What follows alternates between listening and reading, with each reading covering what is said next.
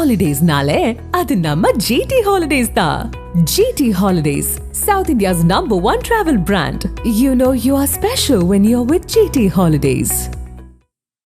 Peri engineering, arts and science, pharmacy, nursing மற்றும் physiotherapy கல்லூரிகள் சென்னை இந்தியாவில் சிறந்த உள்கட்டமைப்பு கொண்ட கல்லூரிகளில் ஒன்று.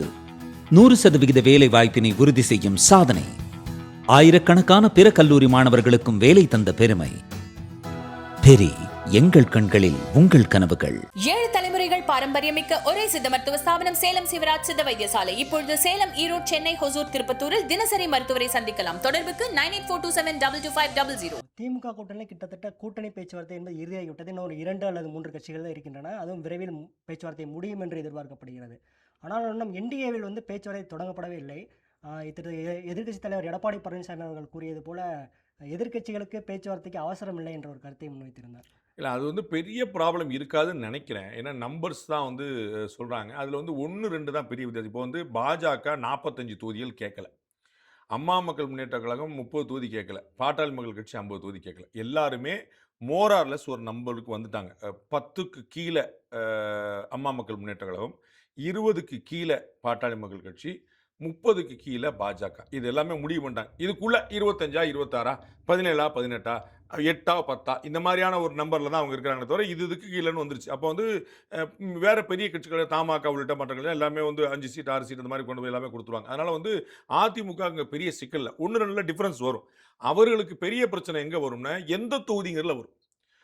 டி நகரை 2 பேரும் கேட்பாங்க, மயிலாப்பூரை 2 பேரும் கேட்பாங்க, வேளச்சேரியை கேட்பாங்க, ஆலந்தூரை கேட்பாங்க, விருகம்பாக்கத்தை கேட்பாங்க. இந்த மாதிரி சென்னையில் மட்டுமே ஒரு 7-8 தொகுதி 2 பேரும் கேட்பாங்க. கோயம்புத்தூரில் ஒரு 5-6 தொகுதி கேட்பாங்க, திருப்பூரில் ஒரு 5-6 தொகுதி கேட்பாங்க. இப்படி பல இடங்களில் பார்த்தீங்கன்னா இந்த தொகுதி எனக்கு வேணுங்களா. ஸோ ஏடிஎம்கே அலையன்ஸ்லேயே ஏடிஎம்கேவும் கேட்கும், பிஜேபியும் கேட்கும், ஏடிஎம்கேவும் கேட்கும், அம்மா மக்கள் முன்னேற்ற கழகமும் கேட்கும். இந்த மாதிரி பல சிக்கல்கள் இப்போ நீங்கள் திரு நயினா நாகேந்திரன் சாத்தூரில் போட்டிடுவார்னு எதிர்பார்க்கப்படுது. சாத்தூரில் நயினா நாகேந்திரன் போட்டிடுவார்னு வந்ததுனால மற்ற கட்சிகள் அமைதியாக இருப்பாங்க. ஏன்னா ஒரு கட்சியுடைய மாநிலத்தில் அவருக்கு நம்ம கொடுத்தாகணும் அப்படிங்கிறதுல. அப்படி இல்லைன்னா அம்மா மக்கள் முன்னேற்ற கழகமும் கேட்டிருக்கோம், அதை அதிமுகவும் கேட்டிருக்கோம், பாஜகவும் கேட்டிருக்காங்க. அப்போ அந்த மாதிரி ஒரு தொகுதியில் நிறைய பேர் குறிப்பாங்கன்னு வச்சுக்கோங்களேன். அப்போ அந்த இடத்துல இவங்களுக்கு இப்போ நம்பர்ஸில் இவங்களுக்கு பெரிய ப்ராப்ளம் வராது, சீட்டில் பெரிய ப்ராப்ளம் வரும்னு நினைக்கிறேன். நாம கேள்விப்பட்ட வரைக்கும் திரு நயினா நாகேந்திரன் தொகுதி மாறுறாரு. அப்போ திருநெல்வேலி யாருக்குன்னு ஒரு கேள்வி வந்துடும். ஏன்னா திருநெல்வேலியில் போட்டிட்டாரு, அவர் சொந்த தொகுதி. இப்போ சாத்தூர் போக போறாரு, அப்போ திருநெல்வேலி யாருக்குங்கிற கேள்வி வந்துடும். கோயம்புத்தூர் தெற்குலேருந்து கோயம்புத்தூர் வடக்குக்கு திருமதி வானதி போகிறாங்க. அப்போ கோயம்புத்தூர் வடக்கில் ஏற்கனவே இருந்தவர். அப்புறம் அரவக்குறிச்சியில் போட்டிட்ட திரு அண்ணாமலை கோயம்புத்தூருக்குள்ளே வரணும். சிங்கானூர், கிணத்துக்கிட்ட 2-3 தொகுதி சொல்கிறாங்க. அப்போ அது அப்போ அங்கே இருக்கக்கூடிய ஆள் விட்டு கொடுக்கணும். இந்த மாதிரி நிறைய சேலஞ்சஸ் இருக்குது. இங்கே தான் பெரிய ப்ராப்ளம் வரும். நம்பர்ஸில் அவங்களுக்கு பெரிய ப்ராப்ளம் வர்றதுக்கான வாய்ப்பு இல்லை. எந்த சிம்பிள்ங்கிறதுல ஒரு அமிக்கபிளாக செட்டில் ஆவாங்கன்னு நினைக்கிறேன். மோஸ்ட்லி இரட்டலை சின்னத்தில் போட்டிடுவோம், மிச்சம் பூரா தாமரை சின்னத்தை போட்டிடுவோம், சுயேட்சை சின்னங்கள் வேண்டாங்க அப்படின்னு ஒரு முடிவு எடுக்கலாம். அது ஒரு வயசான டிசிஷன் தான். நான் ஏற்கனவே சொன்ன போல சின்னமாக பார்த்தா உதயசூரன், இரட்டலை தான் ரொம்ப டாப்பான சின்னங்கள். அப்போ அந்த இடத்துல ஒருத்தர் விட்டு கொடுத்து போகிறதுல பெரிய ப்ராப்ளம் இல்லை. ஸோ இவர்களுக்கு நம்பரில் ப்ராப்ளம் இல்லை, தொகுதியில் ப்ராப்ளம் வரும்.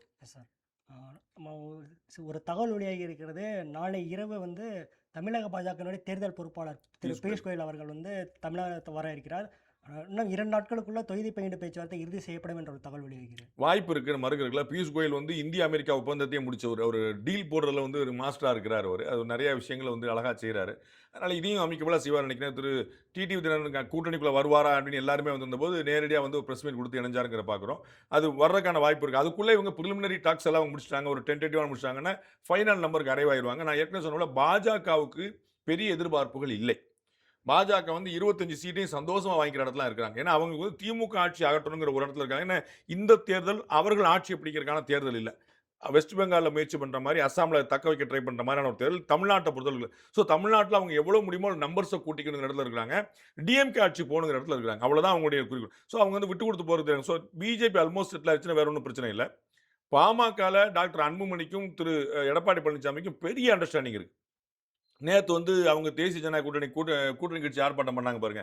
அதில் தேசிய ஜனநாயக கூட்டணி ஆட்சி அமைப்போம் அப்படின்னு பாமக ஒரு கோஷம் போடுறார். அவர் நிறுத்தி எடப்பாடி பழனிசாமி ஆட்சி அமைப்புன்னு சொல்லி இதெல்லாம் பார்த்து அண்ணன் எடப்பாடி பழனிசாமி பயங்கர ஹாப்பி ஆயிடுவார். சரிப்பா, நம்ம ஆளு நம்ம செட்டில் ஆகிடலாம். ஸோ அங்கேயும் வர்ற திரு டிடிவி தினகரனுக்கு ஒரு சின்ன பிரச்சனை வரலாம், திரு வாசனுக்கு சின்ன பிரச்சனை வரலாம். ஆனால் 2 பேருமே அமைக்கவளாக கேட்டுக்கக்கூடியவங்க. அதில் பெரிய ரிபல் பண்ணி சண்டை போட்டு பிடிக்கக்கூடியவங்கள. அண்ட் பிஜேபி ஏடிஎம்கே அவங்க 2 பேருமே ரொம்ப நல்லா இருக்குது. அதனால ஒரு ஈஸியாக செட்டில். ஸோ நம்பர்ஸில் ஒரு பெரிய ப்ராப்ளம் வராது. திரு பியூஷ் கோயல் வந்தப்போ அது செட்டில் ஆகிரும் தான் நினைக்கிறேன். சார், இப்போது தமிழகத்தை அடுத்து புதுச்சேரியில் அந்த ஒரு கூட்டணியில் ஒரு குழப்பம் நீடிப்பதாக கேள்விப்படுறோம். என்னென்னா என்ஆர் காங்கிரஸ்க்கு வந்து அந்த புதிதாக தொடங்கப்பட்ட லட்சிய ஜனநாயக கட்சியை என்டிஏவில் இணைப்பதற்கு மறுப்பு தெரிவித்ததாகவும் ஒரு தகவல் வெளியாகி இருக்குது. புதுச்சேரியில் என்ன நடக்கிறது? புதுச்சேரியில் ஏகப்பட்டது நடக்குது. இந்த பக்கம் வந்து பிஜேபி கூட்டணி பற்றி பேசுவோம். அதுக்கு முன்னாடி இன்னைக்கு நடந்த பார்த்தீங்கன்னா திராவிட முன்னேற்ற கழகத்தை சேர்ந்த சிட்டிங் எம்எல்ஏ ப்ளஸ் வந்து போட்டியிட்டவர்கள் எல்லாருமே அமாவாசை நல்ல நாள் பார்த்து போய் வேட்புமனு தாக்கல் பண்ணிட்டாங்க.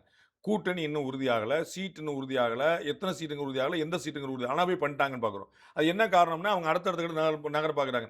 புதுச்சேரியை பொறுத்தளவுக்கு ரொம்ப சின்ன யூனியன் பிரதேசம். அவங்க வந்து ஒரு எம்எல்ஏ மாறினாலும் ஆட்சியை மாற்றிடலாங்க. நாங்கள் ஃபரூக் மரக்கார் காலத்துலேருந்து பார்த்துட்டு இருக்கோம். படக்குன்னு பார்த்தா வேற ஒரு ஆட்சி வந்துடும். இந்த பக்கம் பார்த்தா 2 எம்எல்ஏ மாறி போனால் 16 வச்சிருப்பாங்க, 2 பேர் மாறிட்டு வந்து 18 போய் மாற்றிருப்பாங்க. அந்த மாதிரி பயங்கரமான காமெடிலாம் நடக்கும். திரு ரங்கசாமி அவர்கள் வந்து ஒரு பயங்கரமான வித்தகர். அவர் வந்து இப்போ ஜெயலலிதா அவர்களோட அலையன்ஸ் வச்சுக்கிட்டு தனிப்பெரும்பான்மை ஜெயிச்சிட்டாருனோடனே ஜெயலலிதா அவருடைய அதிமுகவே கழட்டி விட்டவர். அந்த மாதிரி நார்மலாக யாருமே செய்ய முயற்சி பண்ண மாட்டாங்க. பாஜக தான் அடிப்படை அந்த மாதிரி செய்வாங்க. பாஜகவிட்ட தான் அப்படி செய்வாங்க. பட் இந்த மாதிரி அவரே செஞ்சாருங்கிற பார்க்குறோம். அதனால வந்து அவர் வந்து ஒரு தனக்கு சில கணக்கில் வச்சிருக்காரு. இது மாதிரி விஷயங்களை ஆன்டிசிபேட் பண்ணி தான் பிஜேபியும் இந்த லட்சிய கட்சியை வந்து கொண்டு வந்து நிற்கிறாங்க. அப்போ ஆளாளுக்கு ஒரு கணக்கில் வச்சிருக்காங்க. அது திமுகலே அந்த பிரச்சனை இருக்குது, அதிமுக அந்த பிரச்சனை இருக்குது, பாமக என்ன சேர்ந்த பிரச்சனை இருக்குது. ஸோ அந்த கிச்சடின்னு நீங்கள் சரியாக போட்டது போல் அது ஒரு கலவையான ஒரு நிலைமை தான் அங்கே இருக்குது. அது மட்டுமா ஸோ காங்கிரஸ் திமுக கூட்டணியும் ஒரு இறுதியான நிலைமை வரல, அதிமுக பாஜக கூட்டணியும் இறுதியான நிலைமை வரல. 1-2 நாளைக்குள்ள நீங்கள் குறிப்பிட்ட அதே பியூஷ் கோயல் இங்கே வந்து பேசி சமாளித்து ஒரு மாதிரி செட்டில் பண்ணுவாங்கன்னு நினைக்கிறேன். ஏன்னா வந்து இது ரொம்ப முன்னாடி தேர்தல் 9ஆம் தேதி தேர்தல் நடந்துருதுங்க. தமிழ்நாட்டில் நடக்கிறதுக்கு முன்னாடி ஒரு 15 நாளைக்கு முன்னாடி அங்கே தேர்தல் நடந்துருது. அதனால் வந்து அங்கே தான் அவசியம் வந்து இருக்குது. செட்டில் பண்ணுவாங்கன்னு நினைக்கிறேன். 3, 4, 5 அணியாக போட்டுலாம் ஆச்சரியப்படுறதுல Puducherry is known for that. இதை மாதிரி கண்ணாபின்னான்னு அலையன்ஸ் அமைஞ்சு, தேர்தலுக்கு பிறகு வேற அலையன்ஸ் அமைஞ்சு, 2 எம்எல்ஏ இங்கேருந்து அங்கே கட்சி தாவி, இதெல்லாம் நிறைய பயங்கர ஆச்சரியமான காமெடி நடந்திருக்கு. அந்த மாதிரி இன்ட்ரெஸ்டிங்கான காமெடி இந்த எலெக்ஷன்ல நம்ம எதிர்பார்க்கலாம். சார், புதுச்சேரிக்கு மாநில அந்தஸ்து என்ற கோரிக்கை நீண்ட நாள் கோரிக்கையை வந்து நிறைவேற்றாததால் பாஜக கூட்டணி மீது அதிருப்தியில் இருப்பதாக ரங்கசாமி அவர்கள் அதிருப்தியில் இருப்பதாக கூறப்படுகிறது. அதெல்லாம் சும்மா சொல்லிக்கிறதுங்க. நீங்கள் சிம்பிளாக பார்க்கணும். மாநில அந்தஸ்துங்கிறது சாத்தியம் இல்லை. 1, எந்த கட்சி ஆட்சிக்கு வந்தாலும் சாத்தியம் இல்லை. 2, இன்னைக்கு வந்து ரங்கசாமி வந்து அதிருப்தியில் இருக்கார். நேற்று நாராயணசாமி என்ன பண்ணிட்டு இருந்தார்? அவர்களுடைய கூட்டணி இருந்துச்சா இல்லையாங்க? அவர் முதலமைச்சராக இருந்தாரா இல்லையா? சென்ட்ரல் கவர்மெண்ட் அவங்க இருந்துச்சா இல்லையா? பிரைம் மினிஸ்டர் ஆஃபீஸருடைய மினிஸ்டராக இருந்தாரா இல்லையா? எதா பண்ணாரா? அது அந்த சைஸ் வந்து மாநில அளவுக்கான வாய்ப்பு இல்லை அப்படின்னு முடிச்சுட்டாங்க. 1. 2வது, மாநில அந்தஸ்துக்கும் மத்தியில் யூனியன் டெரிட்டரியா இருக்கிறதுக்கும் என்ன வித்தியாசம்? எந்த வித்தியாசம் கிடையாது. காமன் மேனுக்கு அரசியல்வாதிகளுக்கு தான் தங்களுடைய அதிகாரம் பலம், நான் யார் தெரியுமா அப்படின்னு சொல்லிக்கிறது. இப்போ அங்கே சீஃப் மினிஸ்டர் இருக்கிறாரு, தமிழ்நாட்டில் சீஃப் மினிஸ்டர் இருப்பாரு. தமிழ்நாட்டு சீஃப் மினிஸ்டருடைய பவரை விட புதுச்சேரி சீஃப் மினிஸ்டருடைய பவர் கம்மி. அப்ப இவர்கள் தங்களுக்கு அதிகம் பவர் வேணுங்கிறக்காக கேட்கிறாங்களே தவிர மாநிலத்துக்கு ஒரு பவர் கொடுக்கல. அங்க லெப்டினன்ட் கவர்னர் உட்கார்ந்துருக்கிறாரு, அவர் கொடுக்க போறாரு, அவர் செய்ய போறாரு, ஒன்றும் குழப்பம் இல்லையே. ஸோ பாதுகாப்புக்கு வந்து போலீஸ் இருக்குது, டெல்லிக்கு இங்கேயும் ஷண்டிங் பண்றாங்க, மாத்துறாங்க, உள்துறையில் வந்து பாதுகாப்பு நேரடி நிற்குது. என்ன குறைஞ்சு வச்சாங்க? ஸோ புதுச்சேரி மக்களுக்கு இது யூனியன் பிரதேசமா தொடரணுமா, மாநில அரசா மாறணுமாங்கிற கவலையே கிடையாது. மாறாக அரசியல்வாதிகளுக்கான பிரச்சனை. அதனால வந்து ஒவ்வொரு தேர்தலையும் சொல்லிட்டே இருப்பாங்க. மக்கள் எங்க அதை பத்தி கேட்குறாங்க? தெலுங்கானா தனி மாநிலம் ஆகணும் அப்படின்னு ஒரு போராட்டம் நடந்துச்சு. அது மக்களுடைய கோரிக்கை. அப்போ அதற்கு கடைசி வரைக்கும் போய் நின்று வென்றெடுக்கிறதுக்கு வாய்ப்பு நீ தனி மாநிலம். இங்கே மக்களுடைய கோரிக்கையே இல்லை. இது அரசியல்வாதிகள் அவர்களுடைய வசதிக்காக, அவர்களுடைய தேவைகளுக்காக அவர் சொல்லிட்டு விஷயம். மக்களுக்கு அதெல்லாம் வந்து மக்கள் வந்து திரும்ப தெளிவாக இருக்காங்க. அது சென்ட்ரல் கவர்மெண்டோடைய ரூலிங்காக இருந்தாலும் ஸ்டேட் நல்ல ரூலிங் தான் அவங்க ஹாப்பிங்கன்னு உட்காந்துருக்காங்க. அவர் ரங்கசாமியா நாராயணசாமியாக தான் பார்ப்பாங்களே, ரங்கசாமி யார் கண்ட்ரோலுங்கிற அவங்க கவலைப்படவே இல்லை. அவங்க வந்து டெல்லி இருந்து போல அவங்களுக்கு எந்த பிரச்சனையும் இல்லை. ஏன்னா இன்னும் சொல்ல போனால் புதுச்சேரி யூனியன் பிரதேசமாக இருப்பதன் மூலமாக டாக்ஸில் எவ்வளோ கம்மியாக இருக்கிறாங்க. தமிழ்நாடு மாநில அரசாக இருக்குது. பெட்ரோல் டீசல் விலை என்ன, அங்கே பெட்ரோல் டீசல் விலை என்ன? தமிழ்நாட்டில் டாஸ்மாக் இருக்குது, இங்கே விலை என்ன, அங்கே விலை என்ன? பொருட்களோட விலை என்ன? வாழ்க்கை தரம் என்ன? ஸோ இன் வாட் வே புதுச்சேரி வந்து தமிழ்நாட்டோட கம்மியாக இருக்குது. இப்போ நீங்கள் மாநில அந்தஸ்து இல்லைங்கிறதுனால நாங்கள் எவ்வளோ சஃபர் பண்ணுறோம் தெரியுமான்னு மக்கள் சொல்வதற்கு ஒரு பிரச்சனை கிடையாது.